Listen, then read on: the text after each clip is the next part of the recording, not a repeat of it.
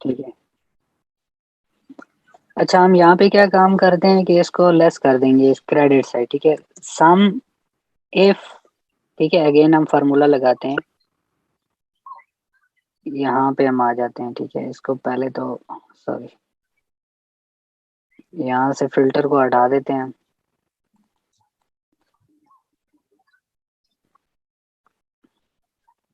Filter हटा दिया हमने। इसको भी यहाँ से मैं, या रहने देता हूँ ऐसे में यहाँ पे, ठीक है। यहाँ से हम लेस करेंगे क्रेडिट साइड को।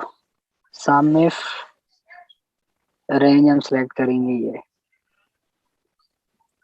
अगर आपको फार्मूला समझ नहीं आ रहा तो फार्मूला मैं आपको सेपरेटली समझा दूंगा कि किस तरह से सम इफ का फार्मूला यूज किया जाता है, ओके ठीक है। हमारे पास क्राइटेरिया क्या है? क्राइटेरिया हमारे पास, ठीक है, बैंक है। सर, एक small request sir, small request है। हेलो क्या सर। क्वेश्चन? हाँ, बोलो आप। ये हम लोग अभी ट्रायल बैलेंस शीट आपको बता रहे हैं ना। पहला तुमने मेरे को एक लेक्चर में हमको दिखा था डेबिट एंड क्रेडिट और इंक्रीज एंड डिक्रीज। ऐसा ऐसा परफॉर्मा बताओ तो पहला परफॉर्मा वो ठीक है। लाइक वो डेबिट में क्या आ जाएगा और क्रेडिट में क्या आ जाएगा। ठीक है। हाँ, ऐसा बताने के बाद थोड़ा इजी हो जाएगा हम लोग भी सीखने के लिए। आ, मेरा मेरे मेरे रिक्वेस्ट तो वही अच्छा है, आप देख लीजिए ऐसा उस तरह। मैं, वो सारा हम करेंगे, ठीक है। ओके अच्छा, अभी हमने यहाँ पे फार्मूला जो यूज किया, D2 से लेकर D110, H2 से H110।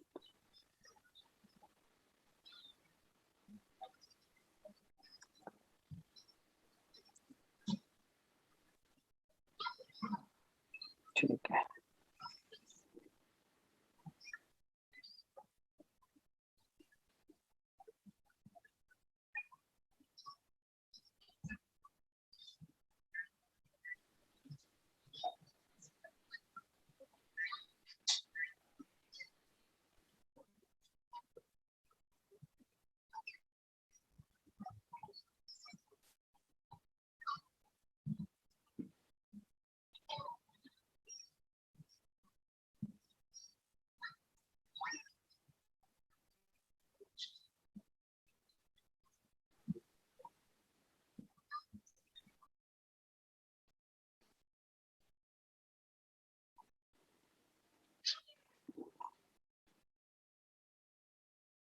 हमने जो जनरल लेजर बनाया है, यहाँ पे कुछ मिस्टेक की है हमने।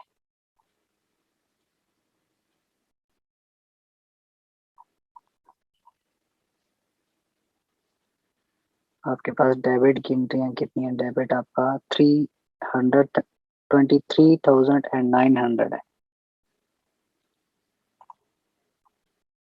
ये तो ठीक है आपका। और क्रेडिट साइड आपकी, अच्छा, क्रेडिट साइड आपकी यहाँ पे रॉन्ग आ रही है। क्रेडिट साइड पे मिस्टेक है आपकी, ठीक है।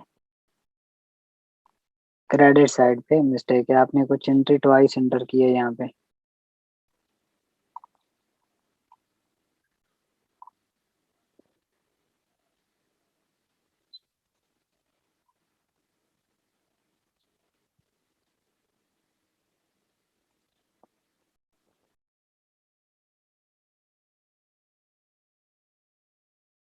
अच्छा, ये एंट्री हमने 2 दफा यहाँ पे कर दी है, ठीक है।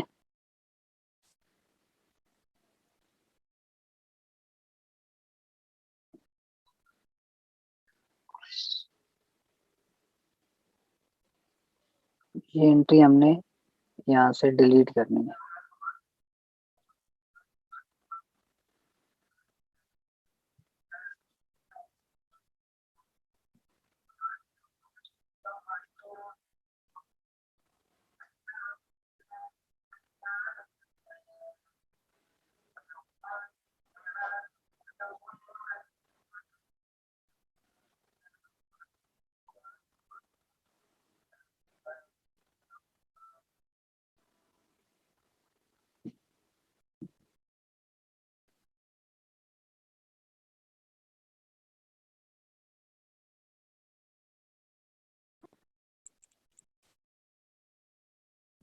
हम यहाँ पे चेक कर लेते हैं।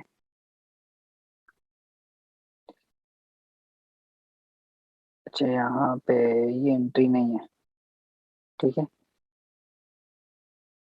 10,000, 5,000 एंड 50,000, ठीक है। बिल्डिंग, अच्छा बिल्डिंग परचेज की थी हमने, 50,000 क्रेडिट किया था। ये एंट्री किधर है यहाँ पे?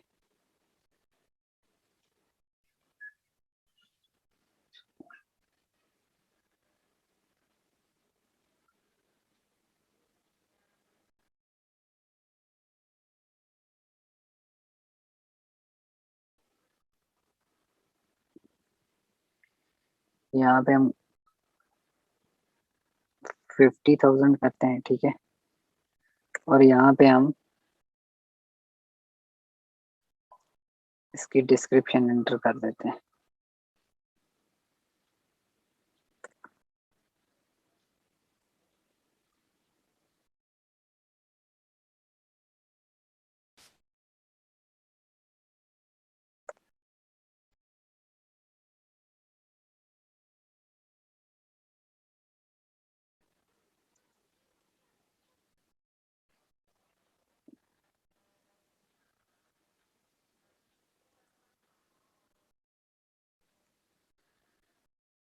ऐसे कर रहे हैं हमारे पास B7, B7,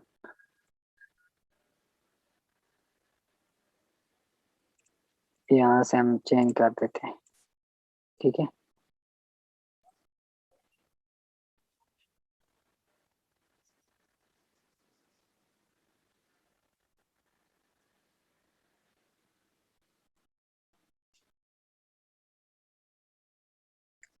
ये फार्मूला हमारा काम नहीं कर रहा, मैं यहाँ से इसको कॉपी पेस्ट कर देता हूँ, ठीक है।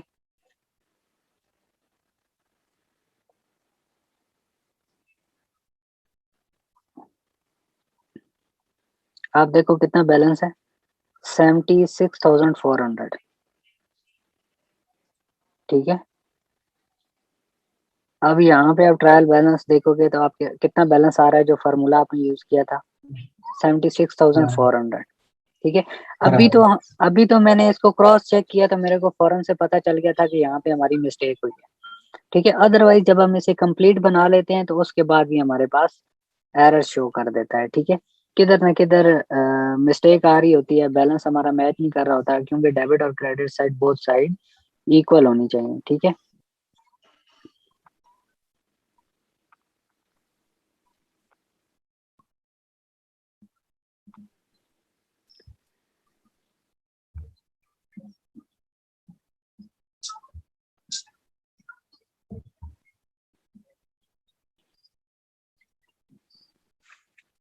अच्छा यहाँ पे हम इस फार्मूला को सबसे पहले लॉक करते हैं।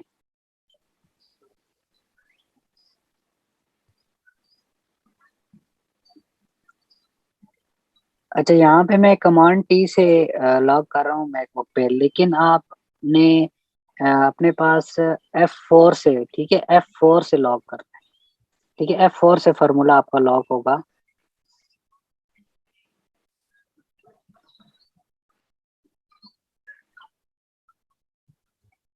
अच्छा यहाँ पे भी हम इसको लॉक कर देते हैं। इस लॉक करने से ये होगा कि जब हम फार्मूला को ड्रैग करेंगे तो ये सेल चेंज नहीं होंगे, जो सेल लॉक होंगे वो चेंज नहीं होंगे। अब यहाँ से इसको हम, ठीक है, यहाँ से ड्रैग कर देंगे, ठीक है।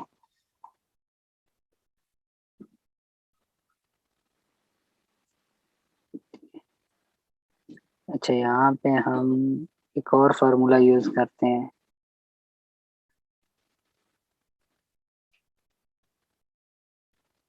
ठीक है। इफ का फार्मूला यूज करते हैं हम, ठीक है। अच्छा यहाँ पे ये फार्मूला समझ आया आपको या नहीं आया? एक दफा फिर समझा दूं,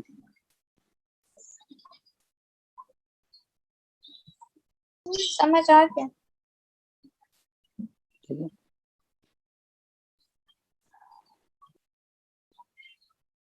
इसको आप मैं टू बोल दो, ठीक है। यहाँ पे हमारे पास आ गया, हमने क्या काम किया कि बैंक में सम इफ का फार्मूला यूज किया कि जितना भी डेबिट साइड है उसको टोटल कर दे। फिर हमने क्या काम किया कि फिर हमने लेस किया कि क्रेडिट साइड को सम इफ करे और उसके बाद ये डेबिट में से लेस कर दे और आपके पास ये बैलेंस आ गया, ठीक है। तो अब यहाँ पे आपके पास डेबिट और क्रेडिट दोनों साइड का बैलेंस है, ठीक है। और भी फार्मूला यहाँ से लग के इन दोनों को अलग किया जा सकता है, लेकिन आप यहाँ पे इन दोनों को अलग यहाँ पे कर लो, ये बैलेंस ऐसे ही रहने दो अपने पास। आप इसको हाइड कर देना कॉलम को आप वर्किंग के बाद।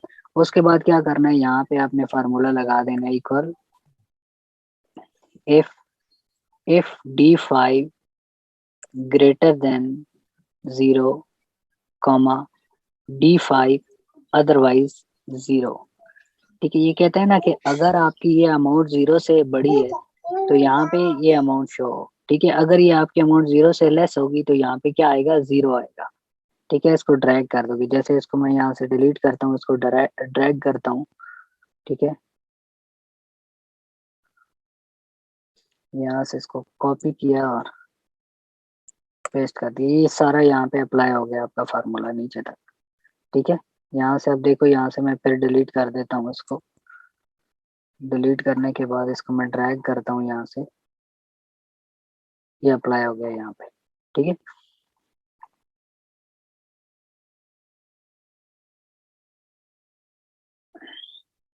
एक्रूड सैलरीज,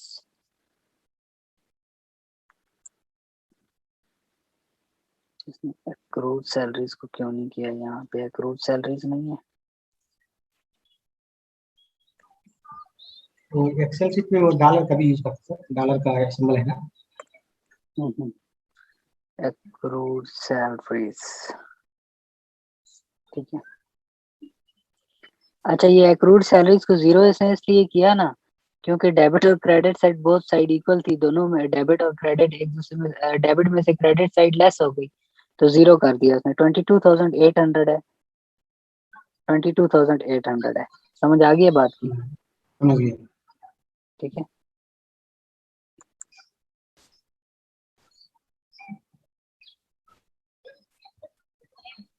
इसका फिल्टर हटा देता हूँ यहाँ से मैं, ठीक है। अब ये आपके पास ट्रायल बैलेंस आ गया, ठीक है। ट्रायल बैलेंस की देखो बोथ साइड इक्वल है। ट्रायल बैलेंस की हमेशा बोथ साइड इक्वल होती हैं, अगर बोथ साइड इक्वल नहीं है तो कहीं ना कहीं आपने मिस्टेक की हुई है। सम टाइम ऐसा होता है कि आपके पास ट्रायल बैलेंस की बोथ साइड इक्वल आ जाती है लेकिन फिर भी आपने किधर न किधर मिस्टेक की होती है। फॉर एग्जांपल एक एंट्री आप रिकॉर्ड ही नहीं करते हो, ठीक है, जहाँ पे आपका फॉर एग्जांपल बैंक डेबिट हो रहा है और कैपिटल अकाउंट क्रेडिट हो रहा है। 1,000 से बैंक डेबिट होता है और 1,000 से कैपिटल अकाउंट क्रेडिट होता है। वो एंट्री आपने रिकॉर्ड ही नहीं किया, आप रिकॉर्ड करना भूल गए हो। तो अगर रिकॉर्ड करोगे तो फिर भी बोथ साइड का बैलेंस जो है वो सेम आएगा, लेकिन ये होगा कि इंक्रीज हो जाएगा 1,000 से। अगर नहीं रिकॉर्ड की तो फिर भी बोथ साइड का बैलेंस इक्वल इक्वल आ रहा होगा, लेकिन वो भी आपने चेक करना है। इसे कहते हैं ना, ट्रायल बैलेंस आपका एक अर्थमेटिकल एक्यूरेसी को भी शो करता है ये। और इसकी बोथ साइड इक्वल है। जितने भी आपके जनरल लेजर हैं वो सारे के सारे यहाँ पे आ गए। जनरल लेजर का डेटा आपका ट्रायल बैलेंस में आ चुका है, ठीक है। जनरल लेजर का डेटा आपका ट्रायल बैलेंस में आ चुका है, ठीक है। अब इस ट्रायल बैलेंस से फाइनेंशियल स्टेटमेंट बनती है, प्रॉफिट एंड लॉस अकाउंट बनता है, बैलेंस शीट बनती है, चेंज इन ऑनर इक्विटी आपकी बनेगी, ठीक है। तो ये यहाँ तक कोई क्वेश्चन हो आपका?